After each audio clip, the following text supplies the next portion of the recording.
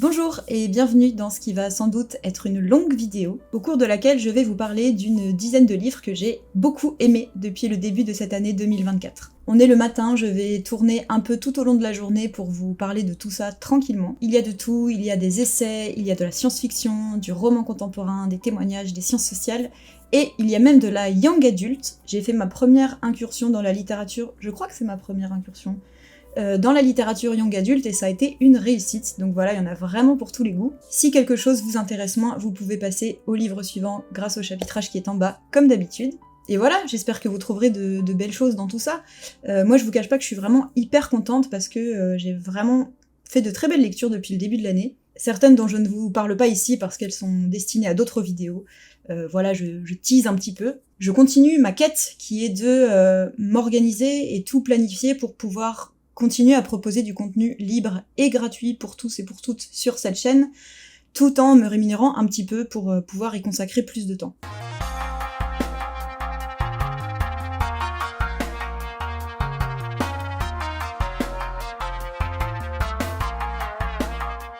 Alors c'est parti pour cette sélection de 10 livres que j'ai aimés en cette première moitié de l'année 2024. Déjà, purée, le temps passe tellement vite. C'est le tout premier livre que j'ai lu en 2024, Un oiseau blanc dans le brouillard, de Laura Kazishk. C'est un court roman de littérature contemporaine américaine qui est paru en 1999, et je me suis lancée dans cette lecture parce que cette autrice m'a été beaucoup recommandée suite à ma vidéo sur les autrices weird. Et bon, par conséquent, je n'ai lu qu'un seul livre d'elle, mais je pense pouvoir dire qu'en tout cas, avec ce titre, on est 100% dans l'ADN de ces romans que je qualifierais de féministes, bizarres, glauques, un petit peu monstrueux. Donc j'ai adoré, évidemment. Le récit a une esthétique type petite classe moyenne américaine, banlieue pavillonnaire, très morne, et on épouse le point de vue d'une jeune fille dont la mère vient de disparaître de façon très abrupte et inexplicable. Et c'est vraiment un texte qui va parler de la maternité, de la conjugalité.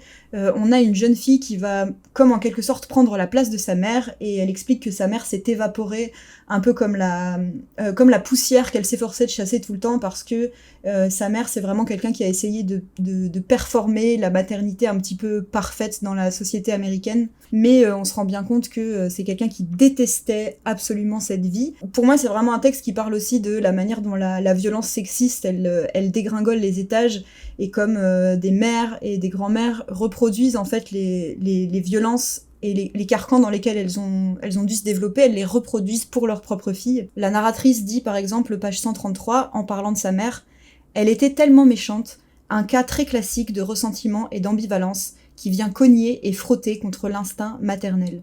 L'amour et la haine, en elle, étaient aussi vastes que l'espace, rien que des météorites, pas d'atmosphère. » Et donc on a un récit qui est un peu torve, un peu sinistre sur la construction de cette jeune fille après la disparition de sa mère. Il y a aussi une enquête, on va essayer de comprendre qu'est-ce qui lui est arrivé et pourquoi elle a disparu. Et voilà, on a un livre qui est très sinistre, mais qui a comme un côté un peu aérien, un peu flottant.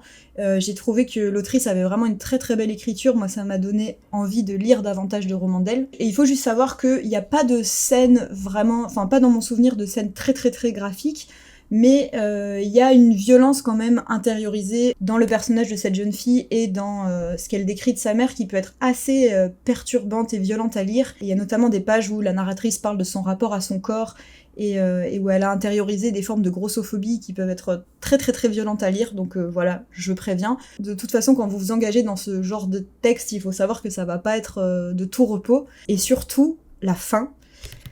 Si vous l'avez lu, si vous le lisez, sachez que la fin, qui pourrait sembler prévisible pour certaines personnes, moi c'est quelque chose qui m'a totalement cueillie. Enfin, je crois que je l'avais déjà dit au sujet de quelques romans, mais je trouve qu'il est rare de se souvenir de la fin d'un roman, et là, moi ça m'a hyper marqué, j'ai trouvé que c'était parfait, on point, et on referme la dernière page avec une sorte de stupeur, mais sur des événements qui semblaient rétrospectivement inévitables. Donc voilà, première lecture de cette autrice et première réussite, et j'en profite pour vous dire quelque chose, puisqu'on parle des autrices weird, j'ai enfin créé un serveur Discord dans lequel vous pouvez discuter avec d'autres personnes de ma communauté et avec moi aussi, et il va bientôt se mettre en place un club de lecture. J'en parlerai un peu plus tout à la fin de la vidéo pour pas polluer avec des annonces diverses, mais sachez que le Discord est là, et vous pouvez y accéder dans la description, vous êtes les bienvenus.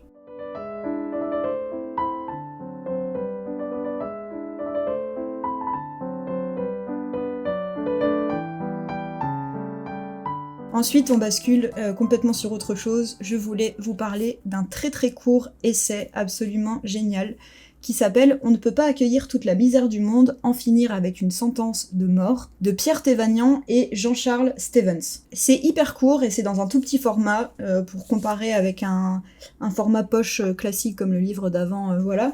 Donc ça se lit vraiment en un trajet de train, en une salle d'attente, enfin in one sitting, comme disent les Anglais. Ça coûte 5 € et je ne saurais que trop vous recommander de vous procurer ce livre, de le lire, de l'offrir. C'est un texte qui est absolument essentiel et qui est hyper bien fait, qui parle d'immigration. Pour parler brièvement des auteurs, Jean-Charles Stevens, c'est un expert juriste belge. Il a travaillé notamment beaucoup pour des associations comme la Ligue des droits humains, et il est vraiment spécialisé dans le droit des étrangers, en particulier le droit à l'accueil des demandeurs d'asile. Et il signe ce texte avec Pierre Thévagnan, qui lui est français. C'est un professeur agrégé de philosophie qui a écrit de nombreux articles et de nombreux livres sur l'extrême droite et le racisme en France. Et donc à eux deux, ils ont produit ce court texte qui est destiné à débunker cette phrase qu'on a tous et toutes entendue, notamment dans la bouche de responsables politiques.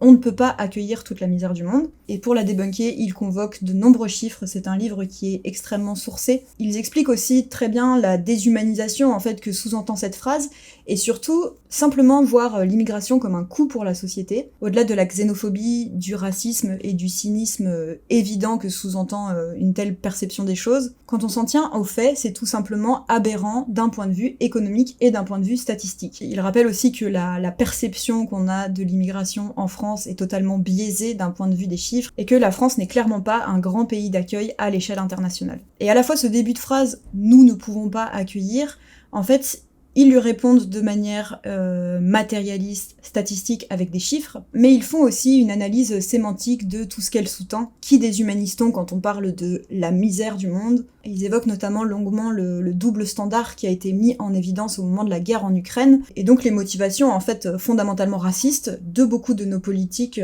migratoires qui sont en réalité des politiques répressives. Donc voilà, je vais pas résumer davantage parce que c'est déjà très synthétique, et je vous encourage vraiment à vous le procurer parce que ça vous donne vraiment des arguments lorsque vous vous retrouvez face à des personnes qui prétendent se draper en fait dans le principe de réalité quand elles parlent d'immigration. Ça donne vraiment beaucoup de clés pour mieux comprendre ce qui se passe.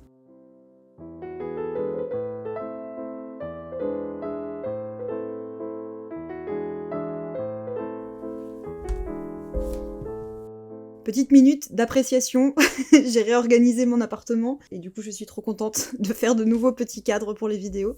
Bref, on s'en fiche, mais ce dont on ne se fiche pas, c'est que je vous parle maintenant de ma petite incursion dans la littérature young adult avec Six of Crows de Leigh Bardugo. Alors Six of Crows, ça a été un best-seller absolu au moment de sa sortie en 2015, ça a même été adapté en série sur Netflix, et je crois que qualifier ce texte de young adult, c'est quelque chose qui est un petit peu sujet à débat. Voilà, m'en voulez pas, je ne suis pas experte si vous pensez que ça ne relève pas du tout de la young adulte, mais force est de constater que c'est... en tout cas, les romans sont vendus dans ces mêmes rayons. Et il est vrai que pour de la littérature qui est marketée ainsi, moi ce qui m'a beaucoup surpris, c'est que c'est quand même assez sombre, et il y a quand même quelques passages plutôt graphiques. Et en fait, à la base, je sais pas si vous avez pu le remarquer, mais j'ai tendance à avoir des lectures qui sont très lourdes, soit dans leur thématique, soit qui sont assez mobilisantes mentalement.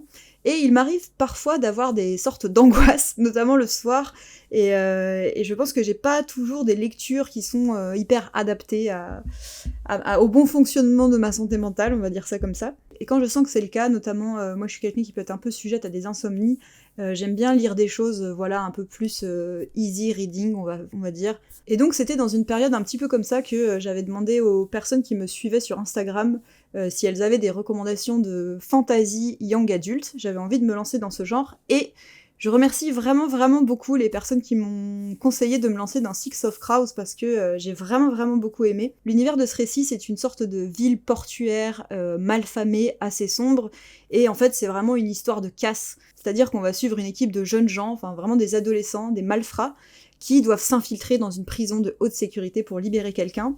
Donc déjà, quand je lis de la littérature de l'imaginaire, c'est vrai que les personnages de voleurs, de malfrats, de personnages qui sont un petit peu marginaux, c'est vraiment des histoires que j'aime beaucoup. Et là, j'ai été complètement happée dans le récit, j'ai trouvé que c'était hyper bien exécuté. Il y a un système avec de la magie, avec une hiérarchie sociale qu'on comprend très bien, Et surtout, j'ai trouvé les personnages hyper attachants. Enfin, moi, franchement, ça a super bien marché sur moi. Je me suis hyper attachée à ces personnages et à leurs intrigues. J'ai tourné les pages sans m'arrêter. J'ai trouvé ça à la fois très divertissant, mais en même temps super bien fait.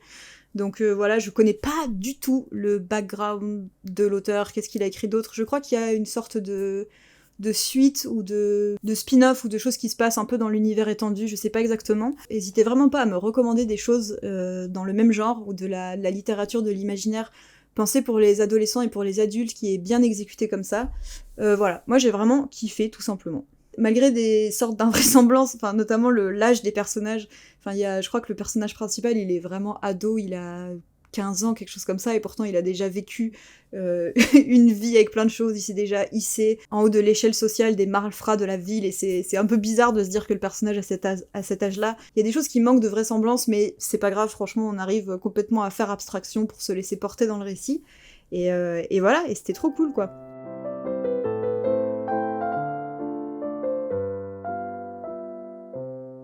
Ensuite, on rebascule du côté des sciences sociales et des sciences politiques. Je voulais vous parler de 31 degrés nord, 35 degrés est de Khalil Tafakji, et c'est paru en 2019 aux éditions La Découverte. Alors ce livre, il me semble qu'il était difficile à trouver à une époque, et il a dû faire l'objet d'une réimpression, en tout cas vous pouvez le trouver très facilement. Khalil Tafakji, c'est un cartographe palestinien qui a commencé dans les années 70 à documenter par la cartographie la colonisation israélienne. Les cartes qu'il a produites ensuite deviendront un outil vraiment très important dans les négociations diplomatiques internationales. Pourtant, ce qu'il raconte dans ce livre, c'est qu'il a sans cesse été empêché pour le faire, et que surtout ce que démontraient ces cartes, c'était des choses qui étaient parfois complètement en inadéquation avec le discours de l'État israélien. Pourquoi je vous conseille ce livre ? Déjà parce que, en fait, il explique de manière très didactique la méthode concrète en fait d'une expansion territoriale. Il explique les enjeux géographiques et démographiques qui entrent en compte quand on parle de construire des routes, quand on parle de faire de l'expropriation, de placer des avant-postes et ensuite de construire autour, etc. C'est vraiment hyper concret. Finalement, il décrit de manière très concrète la manière dont Israël en fait a grignoté la Cisjordanie pour ne laisser, il utilise cette image, qu'une peau de léopard aux Palestiniens, c'est-à-dire des petits villages complètement enclavés dans les territoires israéliens, quadrillés par des routes dont le passage était contrôlé par Israël, et donc toutes ces enclaves se transformaient dans ce qu'on appelle les prisons à ciel ouvert. Il raconte aussi comment le fait de produire ces cartes et d'y avoir accès permettait de se rendre compte de ce que faisait Israël lors de certaines négociations, en assurant aux Palestiniens par exemple, mais non mais regardez, vous avez l'autonomie sur 25% de ce territoire, et qu'en réalité les 25% de ce territoire c'est cette espèce de gruyère de prison à ciel ouvert. L'auteur raconte aussi comme, en fait, en tant qu'expert, il a assisté, et dans une certaine mesure participé, aux négociations précédant les accords d'Oslo, qui ont été une véritable catastrophe d'après lui, parce que le travail de géographie et de cartographie concrète qui était effectué sur le terrain montrait que Israël ne respectait pas du tout les accords internationaux. Par exemple, l'État ne respectait pas le gel de la colonisation pendant les négociations, il y avait toujours des gens qui continuaient à s'installer et des territoires qui étaient annexés. En bref, c'est un point de vue hyper intéressant et qui, moi, me semble essentiel sur la situation actuelle. En fait, vous avez des cartes au milieu du livre avec des photos aériennes. Attendez, je vais essayer de montrer. En fait, il y a un peu quelques exemples des travaux et des photos aériennes sur lesquelles se sont basés tous les travaux de cartographie qu'il explique, mais j'ai trouvé que ça manquait un peu de cartes, justement, et il y a plein de moments où pendant ma lecture, j'étais quand même obligée d'aller regarder, en fait, pour situer bien géographiquement les lieux dont il parle. Et par ailleurs, moi, de plus en plus, j'apprécie de lire des géographes, notamment, et en fait, toute la manière d'aborder la méthodologie, c'était la première fois que je lisais un cartographe, et Khalil Tafakji explique vraiment très bien la matérialité, en fait, de son métier, comment ça se passe, et surtout comment ça se passe quand on est un peu empêché de l'exercer, comme ça a été son cas. Donc à la fois, c'est un livre que je trouve hyper important pour se documenter sur la Palestine et sur ce qui se passe en ce moment, mais qui permet aussi de découvrir cette discipline essentielle, rigoureuse et très importante qu'est la cartographie.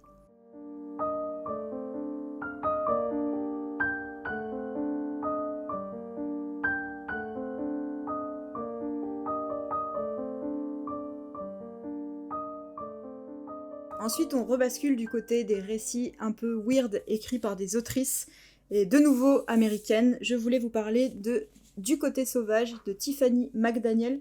Je vais pas le porter tout le temps comme ça parce qu'il est hyper lourd, c'est un gros pavé qui est en plus en grand format.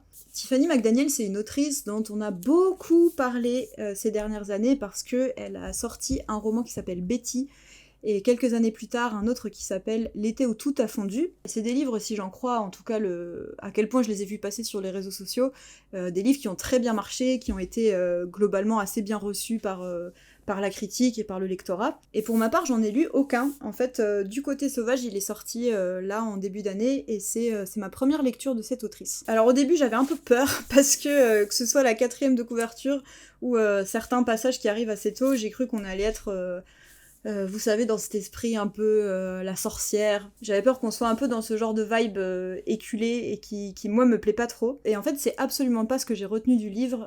Si vous voulez, Tiffany McDaniel, elle s'inspire d'un fait divers qui est la disparition de 6 femmes dans l'Ohio. Et c'est finalement un récit qui parle des choses qui n'ont pas du tout changé entre les années 70 et les années 2000, c'est-à-dire notamment le peu de valeur qu'on accorde aux femmes des classes populaires, en particulier lorsqu'elles sont travailleuses du sexe, et en particulier lorsqu'elles vivent dans des conditions extrêmement précaires, et qu'elles souffrent par exemple d'addiction, de dépendance à l'héroïne ou à l'alcool. Donc on est vraiment du côté de l'Amérique blanche très défavorisée, et surtout ce que raconte le livre, en fait, c'est l'effacement de la vie de ces femmes dont on n'a jamais trouvé, parce qu'en fait on n'a jamais réellement recherché le meurtrier. Il y a toute une esthétique et quelque chose qui est développé, qu'on voit déjà dans la couverture, autour de la rivière, et finalement ces femmes qu'on a retrouvées dans la rivière, elles ont comme disparu de la surface sans faire un remous, sans faire un bruit. Et c'est quelque chose qui vous bouffe en fait, enfin qui fout la rage, qui donne énormément de chagrin. Et l'autrice, elle traite tout ça avec un style qui est très poétique, qui est presque un petit peu mythologique par moments, auquel j'ai mis un peu de temps à m'habituer, mais qui finalement m'a beaucoup plu parce que j'ai trouvé qu'il y avait vraiment un souffle à la fois de chagrin et de rage qui était très déchirant, qui était très beau. Et du coup, c'est un roman qui est très très long parce que en fait, on va vraiment suivre les aléas et les péripéties d'un personnage qui est comme noyé en fait dans ce flux de violences sexistes diverses. Il y a des allers-retours dans le temps qui font vraiment ressentir cette espèce de flux, de reflux perpétuel dans lesquels se noie le personnage. Et donc j'en avais discuté avec certaines personnes qui disaient que Tiffany McDaniel c'était un peu du trauma porn, et je peux comprendre dans la mesure où, en tout cas par exemple dans Du côté sauvage, on va parler d'agressions sexuelles, y compris de violences sexuelles vécues dans l'enfance, on va parler de violences policières, on va parler de... Enfin même je me souviens, il y a une scène d'agression physique qui est hyper violente et hyper graphique, donc clairement c'est absolument pas un livre à mettre entre toutes les mains, mais... de mon côté, je sais pas si je ferais ce reproche parce que, en fait, je trouve que toutes ces scènes, elles étaient glaçantes, mais elles rentraient pas non plus dans quelque chose d'ostentatoire, je crois. Et il me semblait, par exemple, que l'emphase, elle était surtout beaucoup mise sur l'impact post-traumatique. Enfin, pour vous donner un exemple très concret et qui, pour moi, a été hyper important dans ce livre, il y a des inserts graphiques dans le livre, dans le sens où il y a des photos, des dessins, des choses comme ça. À quelques passages. Et si vous voulez, le personnage principal, lorsqu'elle est enfant, elle se fait agresser par quelqu'un, qu'elle compare à une araignée.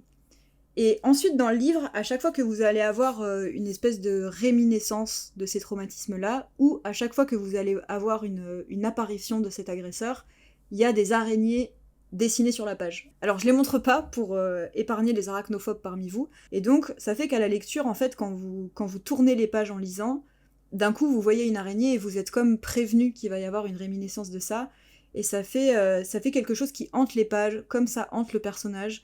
Et en même temps, ça a comme une espèce de fonction de trigger warning, d'une certaine manière. Et je trouve que ça crée une emphase, en tout cas moi j'ai eu le sentiment que ça crée une emphase entre le livre et moi. Il y a vraiment un lien qui se tisse, une toile qui se tisse, bref, vous avez compris. Mais il y a quelque chose qui se tisse entre la lectrice et le livre qui, moi, m'a hyper parlé, en fait, que j'ai trouvé hyper beau.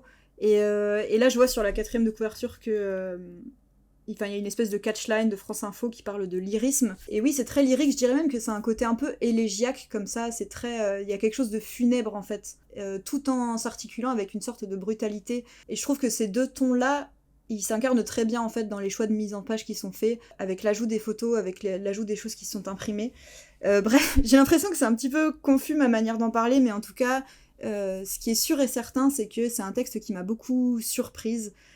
qui m'a fait ressentir énormément de choses, et tout en sachant que par ailleurs je comprends ce qu'on peut lui reprocher en fait. Je comprends qu'on soit dérangé par rapport à la manière dont la violence est décrite, mais voilà, pour ma part ça m'a quand même convaincue. En tout cas il y a quelque chose, je crois, qui m'a profondément touchée dans ce texte.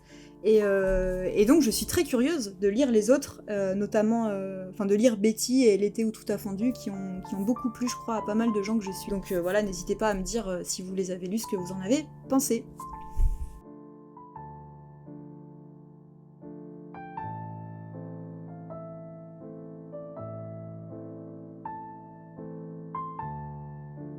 Ensuite, oh là là, un petit peu de beauté, un petit peu de douceur, un petit peu même, je dirais même de mièvrerie.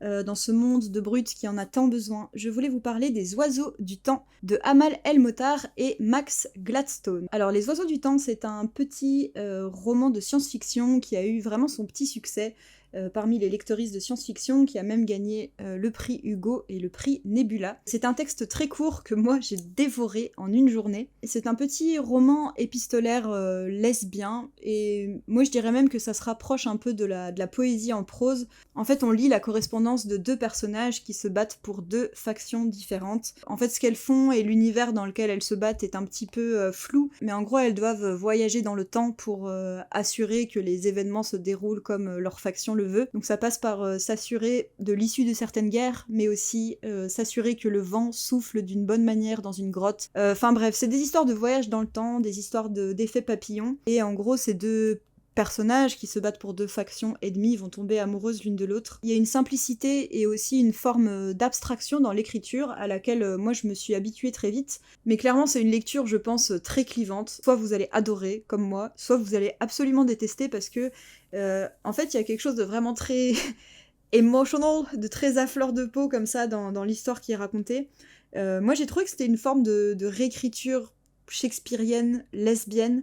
Moi j'ai juste trop aimé quoi. J'ai envie de vous lire des extraits, mais en fait sortis de son contexte, ça va sembler encore plus mièvre que ça allait, et franchement je comprends qu'on puisse trouver ça mièvre, mais personnellement j'ai été hyper convaincue par cette histoire, à la fois par cette forme de science-fiction un peu abstraite, un peu poétique, et aussi tout simplement par la romance entre les deux personnages. Donc je sais plus si je l'ai dit, mais j'ai lu le livre en une journée, et vraiment en une journée, je me suis sentie hyper concernée par les personnages et par ce qui leur arrivait. Ça m'a tout simplement touchée en plein cœur. En plus la fin est trop belle, la fin fait trop pleurer. Donc voilà, si vous êtes un petit cœur sensible comme moi, et si vous avez une certaine résistance au cringe, enfin à la niaiserie, à des sentiments qui sont un petit peu dégoulinants, et surtout si vous n'avez pas peur de lire un récit dans lequel on est un petit peu perdu, dans le sens où ça va pas, on va pas être dans une représentation des choses qui est très claire, franchement foncez, j'ai adoré. Et je remercie beaucoup Lys Sombre-Ciel, c'est une personne qui a une chaîne YouTube dans laquelle elle parle de jeux vidéo et de livres, et Les Oiseaux du Temps faisait partie de ses meilleures lectures de l'année 2023, je crois. Elle en parlait de manière super intéressante, et elle avait une vision du livre où elle imaginait que c'est quelque chose qui pouvait s'adapter en jeu vidéo. J'ai trouvé ça très intéressant, et je vous mets sa vidéo en barre d'infos, parce que c'est vraiment grâce à elle que j'ai lu ce texte. Et j'étais super contente parce que personnellement, j'ai juste trouvé ça hyper beau. Voilà. Une recension assez courte, mais le livre est court lui aussi, donc franchement, n'hésitez pas à vous lancer et à vous faire votre propre avis. Ensuite, encore une excellente lecture. De toute façon, là, tout ce que je présente, globalement, c'est des choses que j'ai adorées, pour des raisons très diverses. Mais je me devais de vous parler de Parasite de Nicolas Framont. Peut-être que vous avez déjà entendu parler de ce livre parce qu'il avait vraiment fait beaucoup de bruit au moment de sa parution en 2023. Nicolas Framont, c'est un sociologue et journaliste français, et c'est lui qui a aussi fondé et qui est le rédacteur en chef du magazine en ligne, et je crois en papier, il me semble qu'il existe en papier, le magazine Frustration, que j'adore, qui est super intéressant. Et si vous voulez, là cet essai, ça, je pense qu'il plaira énormément aux gens de qualité qui avaient lu et apprécié les livres de Denis Colombi, notamment Où va l'argent des pauvres, un essai de sociologie un peu vulgarisé dont j'avais vraiment, enfin à une époque, les anciens et les anciennes s'en souviennent, mais je spammais vraiment tout le temps avec ce livre. C'était un texte vraiment que j'adore. Et je trouve qu'il y a des points communs avec Parasite dans le sens où c'est un livre qui va permettre d'aborder les classes sociales d'une manière assez didactique. Et si vous voulez, on est vraiment dans un essai, dans le sens où l'auteur va défendre un point de vue, mais en allant piocher des données plutôt scientifiques et plutôt de l'ordre du terrain, et qui sont influencées par son parcours de sociologue. Donc moi, autant dire que c'est le genre de livre que j'adore. En plus, il y a vraiment un côté page-turner dans ce genre de texte. Et si vous voulez, le sujet de Nicolas Framont, c'est de revenir sur cette notion de parasite, quand on parle de classe sociale, et notamment l'idée que les parasites, vous savez, ce sont les personnes qui vivent des allocations, qui vivent des aides et qui vivent en fait sur le dos des autres citoyens et citoyennes. En fait, l'auteur reprend cette notion de parasite pour expliquer que les parasites, en réalité, ce sont les classes dirigeantes et les classes possédantes. Donc pour ça, il va réexpliquer bien évidemment à quel point des politiques comme celles qui ont... Enfin, des politiques économiques comme celles qui ont été menées par le gouvernement d'Emmanuel Macron, mais aussi par celui de François Hollande et de Nicolas Sarkozy auparavant, sont vraiment des systèmes économiques dans lesquels il y a énormément d'aides et énormément de cadeaux qui sont faits aux entreprises et aux patrons. Il rappelle tout un tas de chiffres, et ça c'est quelque chose aussi que j'ai trouvé hyper bien dans ce livre, c'est qu'il s'appuie vraiment sur des chiffres et sur des recherches qui sont récentes. On a des chiffres par exemple de 2020, de 2021, de ce genre d'année, donc c'est quelque chose qui est très actuel, et ça permet vraiment de remettre en perspective Enfin, vous savez, le paradigme qu'on nous ressort en fait souvent, qui est que voir la société contemporaine comme une société de classe, c'est un filtre qui est complètement dépassé, qu'aujourd'hui, au XXIe siècle en France par exemple, on n'est plus sur un modèle de société qui est une société de classe. L'appellation même de classe sociale, c'est quelque chose qui serait obsolète et qui s'adapterait pas du tout à notre société actuelle. Donc bien évidemment, Nicolas Framont, il présente énormément de choses qui permettent déjà de remettre l'église au milieu du village par rapport à ça. Et surtout, une des choses que j'ai trouvées très intéressantes, c'est que Nicolas Framont revient sur le parcours d'un certain nombre de membres du gouvernement, et il montre que la classe politique et la classe possédante, c'est-à-dire les gens qui ont des entreprises dans le privé, cette classe politique dirigeante et cette classe possédante, ce ne sont pas deux classes séparées. En réalité, nous sommes gouvernés par des possédants, par des gens qui vont faire énormément d'allers-retours entre des fonctions publiques,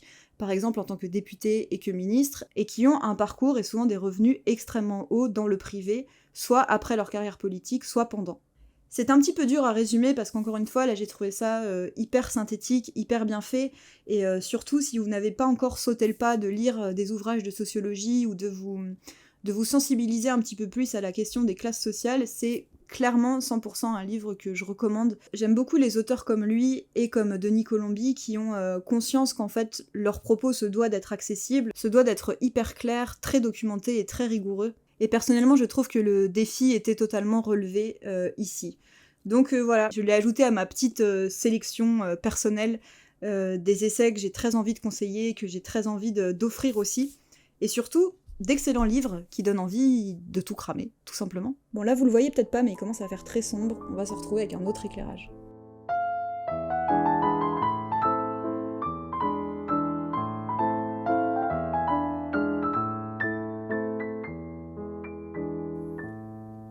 Alors il y a un faux raccord, vêtements, eyeliner, tout ça, c'est parce que j'ai eu un petit problème logistique, on est le lendemain.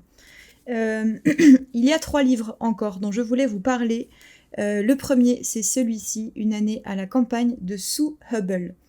Je préviens que je pense que je vais un petit peu manquer de mots, je crois que je vais avoir du mal à expliquer ce qui m'a tant plu dans ce livre, mais si j'en crois les messages que j'ai reçus sur Instagram quand j'avais montré cette lecture, je crois que les personnes qui l'ont lu, vous comprendrez, vous me comprendrez, c'est clair. Une année à la campagne, c'est un témoignage qui est paru en 1986, dans lequel l'autrice raconte comment, après une carrière de biologiste et de bibliothécaire, elle est partie s'installer dans le Missouri, dans le sud du Missouri, dans les monts Ozarks. C'est vraiment un coin qui est très sauvage et très montagneux. Elle s'est installée là-bas pour se lancer dans l'apiculture et élever des abeilles. Et si vous voulez, Une année à la campagne, c'est vraiment le récit très micro de son quotidien. On a en fait des petits textes courts dans lesquels elle parle des animaux qui l'entourent, dans lesquels elle parle elle raconte des anecdotes sur la mise en place de son apiculture, sur ses rapports avec ses voisins humains, mais bien sûr aussi tous ses voisins animaux non humains. C'est une lecture qui m'a absolument fascinée. Pour la petite histoire, j'ai lu ça vraiment au printemps où j'étais dans une sorte d'ERA, où je lisais énormément de choses sur la faune, la flore, etc. Et en fait, je crois que de manière un peu générale, j'ai une sorte de fascination pour ces récits. C'est beaucoup des auteurs américains, il y a vraiment eu ce genre de mouvance à plusieurs reprises d'auteurs, d'intellectuels qui vont s'installer dans des espaces sauvages. Alors, sur le plan politique, clairement, je suis extrêmement critique vis-à-vis de ça, et d'ailleurs, le livre dont je vais parler juste après va permettre de mieux... Enfin, ce sera un livre qui donne un peu des clés par rapport à ce genre de choses, et qui... Enfin, en tout cas, une pensée politique dans laquelle moi je m'inscris complètement. Donc sur le plan politique, c'est quelque chose que je critique énormément, mais sur le plan littéraire, en tout cas, c'est quelque chose qui me fascine. Et il faut savoir que dans beaucoup de lectures que j'ai fait sur ce mode-là, c'était quand même énormément des hommes qui écrivaient, et il y avait un rapport au vivant qui était quand même souvent très guerrier. Et là, dans Une année à la campagne, on est dans une approche qui m'a vraiment beaucoup plu, de laquelle je me suis sentie beaucoup plus proche. En fait, Sue Hubble, c'est quelqu'un qui a une sorte de posture extrêmement humble, et en même temps qui est un petit peu humoristique. Son livre est quand même très drôle. Elle a notamment une manière de parler des animaux dans lesquels elle leur prête des genres d'intention, d'attitude. On sent que c'est quelqu'un qui a une sorte de complicité en fait avec l'environnement qui l'entoure. Et ça, j'ai trouvé ça hyper charmant. De manière générale, je trouve que c'est un livre qui vous charme. En tout cas, moi, c'était un texte qui m'a profondément charmée, dans lequel je me sentais comme accompagnée, j'avais l'impression de marcher avec quelqu'un qui me racontait des tas d'anecdotes, et j'aurais pu écouter cette personne pendant des heures. En fait, Sue Hubble, elle vous parle du serpent qu'il y a dans son jardin, elle vous parle d'une abeille qui n'arrive pas à trouver la sortie d'une pièce, elle vous parle des grenouilles qui s'amoncellent dans une mare, et en fait, très sincèrement, si ce bouquin, il avait duré 400 pages de plus, je les aurais lus. Clairement, si ce bouquin avait été en 8 volumes, je les aurais lus. Et pourtant, j'ai bien conscience que vous dire, écoutez, ce livre est le récit d'une personne dans son jardin et dans sa maison, vous allez avoir envie de me dire, mais Margot, ça doit être d'un ennui mortel, et ça ne l'est pas, ce serait une terrible erreur de penser ça. J'ai été tout simplement happée, voilà, par l'humilité, par l'humour de cette femme, par les épisodes aussi qu'elle choisit de raconter, et par son rapport au vivant, même si, encore une fois, c'est quand même toujours extrêmement bizarre, je trouve, de lire des personnes qui clament ainsi leur intérêt pour les animaux et pour le vivant, mais qui continuent à manger de la viande. Donc petit avertissement qu'il y a par rapport à ça, des pages vraiment éclatantes de dissonance cognitive qui à chaque fois me donnent envie de facepalm. Mais bon, c'est un livre qui est très imparfait, dans lequel aussi il y a une sorte de fragilité qu'elle assume, et lire ces petits textes a fait un bien profond à mon âme. Genre vraiment, je vous jure que je n'exagère pas. Ça m'a trop touchée, j'ai adoré, et je recommande à fond.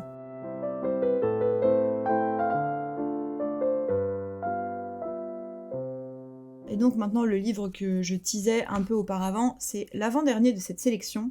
Je voulais vous parler de Tout plaqué de Anne Imbert, et le sous-titre c'est La désertion ne fait pas partie de la solution, mais du problème. C'est un tout petit essai, là on est un petit peu sur le même genre de format que On ne peut pas accueillir toute la misère du monde. C'est un petit essai qui lui aussi coûte 5 €. Là on va vraiment être dans l'essai, au sens... là c'est vraiment le développement d'une réflexion qui est très personnelle, mais que moi j'ai trouvé super intéressante, et surtout dont je me sens proche en fait, et qui m'a permis de mettre des mots et de relier ensemble des idées qui flottaient déjà depuis un bon moment dans ma tête. Si vous voulez, Tout plaqué, ça parle du fait qu'on a tous et toutes déjà croisé dans notre vie une personne qui était par exemple ingénieure dans la tech, et qui a tout plaqué pour aller faire de la permaculture dans l'Ardèche ou dans la Creuse. Ou peut-être même que vous êtes cette personne et que, que vous êtes en train de me regarder depuis votre tiny house ou depuis votre van aménagé. Si c'est le cas, je dois vous prévenir que le contenu de cette vidéo là par la suite risque d'un peu vous trigger. Et en fait, tout le point qui est développé par cette autrice, c'est l'idée que en réalité ce type de désertion, c'est totalement en accord avec les valeurs néolibérales qui prônent l'individualisme et l'adaptation. Et elle écrit par exemple dans l'introduction: « Je ne pense pas qu'on ait tous les ressources pour déserter. Je ne pense pas non plus que les désertions améliorent la société, diminuent les inégalités sociales, ni même qu'elles soient subversives. En revanche, je pense qu'elles sont porteuses et portées par des valeurs néolibérales, individualistes, et qu'elles aggravent une situation de compétition généralisée. Dans cette guerre de tous contre tous, ceux qui ont le plus de ressources rebondiront toujours, mais qu'en est-il des autres ?» Donc ce que j'ai beaucoup aimé, c'est que l'autrice, elle a un ton vraiment sans concession pour traiter de ce sujet, et en fait elle montre bien que déjà ce genre de parcours qu'on présente souvent comme des choses un petit peu subversives, en réalité, clairement ce sont des choses qui sont très valorisées socialement, mais ce qui est un peu moins valorisable, c'est le fait qu'il faut avoir des privilèges, et qu'en réalité on présente ce genre de parcours un peu comme des gestes héroïques, comme des des preuves d'indépendance d'esprit, etc. Alors que je crois sincèrement que tout le monde, en tout cas énormément de gens veulent vivre plus proche de la nature, énormément de gens veulent faire un métier qui va être plus en accord avec leurs valeurs, énormément de gens subissent leur travail et subissent des modes de vie qui leur font énormément de mal. Peut-être vous dites que je suis en train de débiter des évidences, mais clairement je crois que ce ne sont pas des évidences pour tout le monde. Elle dit notamment « Les désertions ne permettent pas de remettre en cause la façon dont fonctionne la société, elles permettent juste à ceux qui ont plus de ressources que les autres de tester plusieurs métiers, en pouvant revenir en arrière si leur bifurcation tourne mal. » Donc bref, je vais pas m'étendre plus que ça parce que c'est un livre qui est très court, mais je crois qu'il peut permettre un peu de remettre certaines choses en perspective quant à ce genre de parcours qu'on glorifie et qui sont vraiment parfois même présentés comme des formes d'engagement politique, ce avec quoi je suis complètement en désaccord. Et je trouve même que si ça s'inscrit dans un engagement politique, c'est plutôt un engagement politique de l'ordre de la reproduction des privilèges et de l'abandon des autres, en fait, de l'individualisme le plus total. Donc voilà, très intéressant petit livre. Elle parle aussi à un moment de la notion de précarité choisie versus la précarité qui est subie. Et elle dégage plein de petits axes de réflexion par rapport à ça. J'ai trouvé que c'était super intéressant et je le conseille plus. Offrons-le à nos amis néo-ruraux, offrons-le à nos amis qui ont quitté leur métier dans des grosses boîtes pour faire quelque chose d'utile et faire quelque chose de leurs mains. Mais bizarrement, ces personnes ne sont pas devenues éboueurs ou aides-soignants pour personnes âgées. Excusez mon ton un petit peu moqueur, hein, mais bon, vous êtes encensés partout, il faut bien qu'on se moque un peu de vous aussi.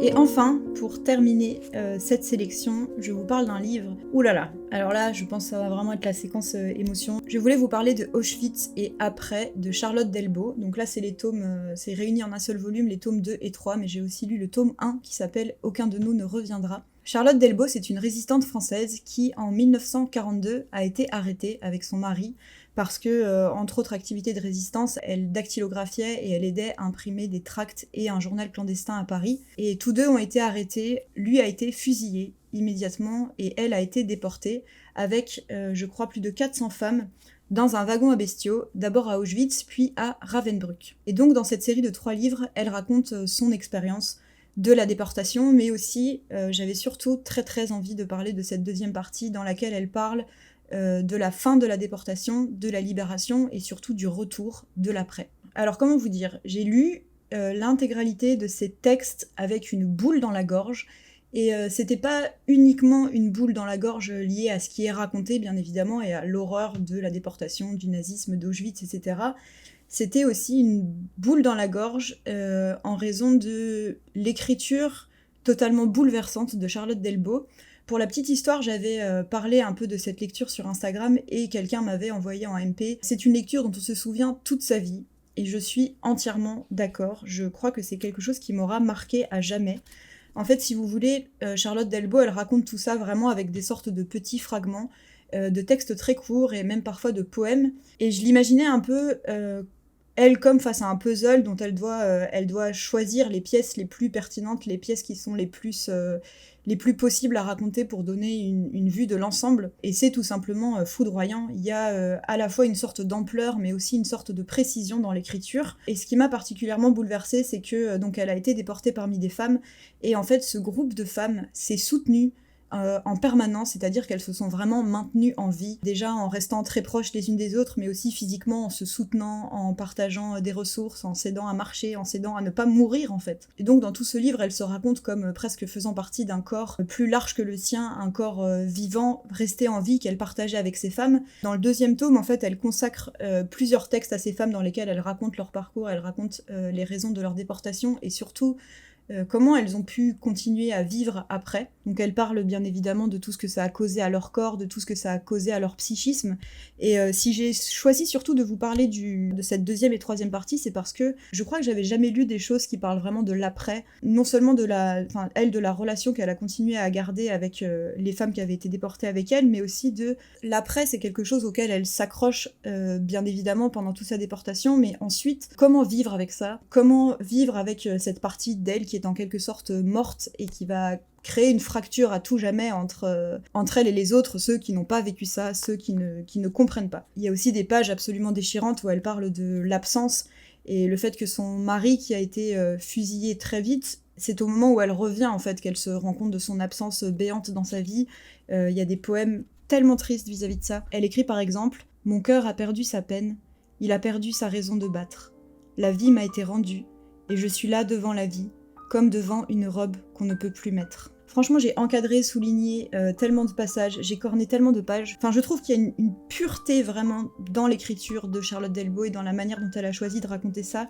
Et ce titre du 2e tome, Une connaissance inutile, elle y fait référence à plusieurs fois dans le texte comme une forme de connaissance qu'elle a en revenant d'Auschwitz. Et comme cette connaissance, en fait, une fois revenue, lui est terriblement inutile, la laisse dans une solitude immense. Mais ce qui est très beau et ce qui est néanmoins lumineux, c'est que cette connaissance, elle la partage avec des femmes qui sont revenues elles aussi. Et il y a par exemple une scène hyper forte qu'elle raconte dans laquelle elle retrouve ce qu'elle appelle des camarades, des femmes qui ont été déportées avec elle à l'occasion d'un enterrement, bien plus tard, bien des années après leur retour.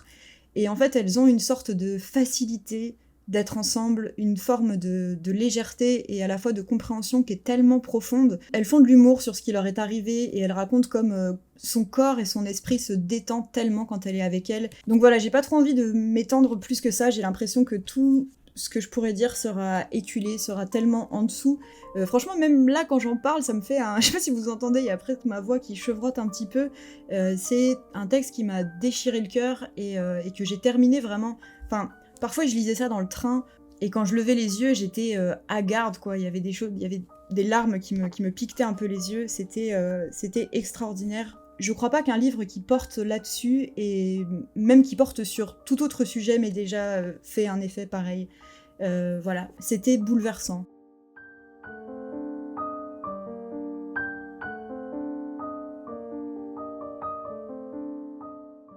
Et bien voilà, c'était la fin de cette sélection. Je serais vraiment très très très curieuse d'avoir vos avis et j'adore toujours voir les mots que vous posez sur des lectures. Quand j'en ai parlé en vidéo, ça m'intéresse énormément. Si vous avez aussi des choses à me recommander dans le même genre que les livres que j'ai présentés ici, vraiment n'hésitez pas. Et donc, à propos du Discord, j'ai enfin pu prendre en charge la création, le setup, etc. pour le Discord. Donc le Discord est ouvert absolument à tout le monde, vous avez le lien dans la description. Et si vous voulez, le principe, c'est que ça va vraiment être un Discord littéraire. On va parler essentiellement de livres, mais de livres qui portent sur tout un tas de sujets, y compris les sciences sociales, donc ça peut donner lieu à des tas et des tas de discussions très intéressantes. Il y a même un salon pour demander des recommandations, si vous voulez. Et surtout, à partir du mois de juin, se met en place un club de lecture.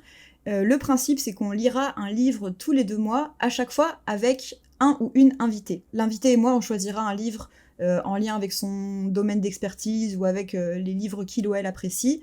Vous pouvez le lire avec nous et qu'on se tienne au courant de notre lecture sur le Discord. Plus, on fera un live à la fin avec l'invité, avec vous si vous avez participé, pour discuter ensemble du livre.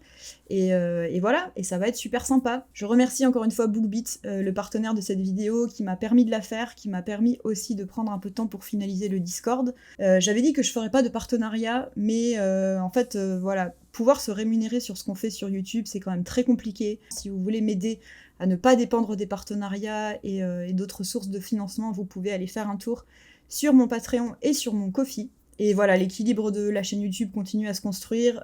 C'est un équilibre précaire qu'il faudra ajuster, je pense, avec le temps, en complémentant diverses choses. Mais voilà, en tout cas, j'étais trop contente de tourner ça et j'espère que ça vous a plu. Et moi, je vous dis à bientôt pour une prochaine vidéo.